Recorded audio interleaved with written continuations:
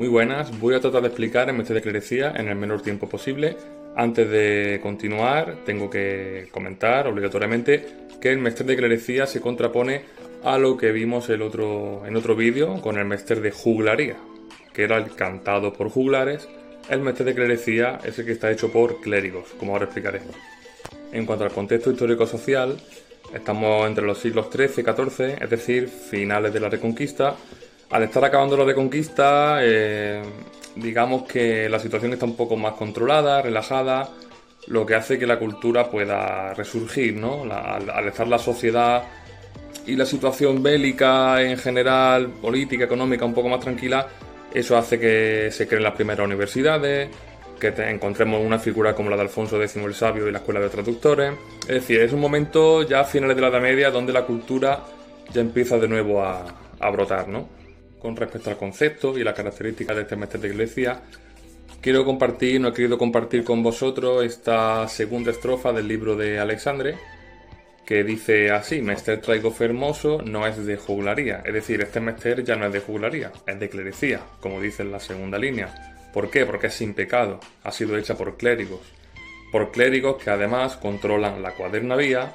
¿Por qué? Porque saben contar mejor las sílabas que otro tipo de autor que no sea clérigo, que no sea culto.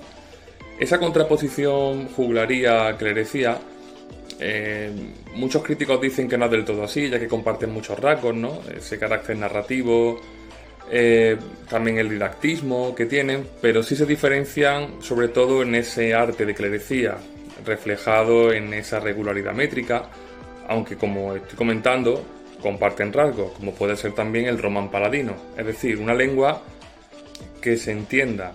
¿Y por qué se tiene que entender? Porque también tiene ese didactismo que tenía el mestre de juglaría. Entonces, como bien digo, la única diferencia importante está en la regularidad métrica y en el tipo de autor, que estamos hablando de un autor culto, formado y que, digamos, sabe contar mejor esas sílabas. Me dejo el dictado. Con el dictado solamente quiero decir que en muchos textos de Berceo, por ejemplo, aparece, por ejemplo, en escrito ya esto, es decir, esto ya ha sido escrito, yo solamente lo estoy transmitiendo, ¿no? Y el auditorio, pues también está relacionado con la juglaría. Este escrito se solía cantar igualmente, aunque sea de clerecía, había juglares que lo cantaban igualmente. Por ejemplo, dice Gonzalo de Berceo en uno de sus textos: amigos y vasallos de Dios omnipotente, es decir, se dirige a un público que se supone que está ahí, escuchando.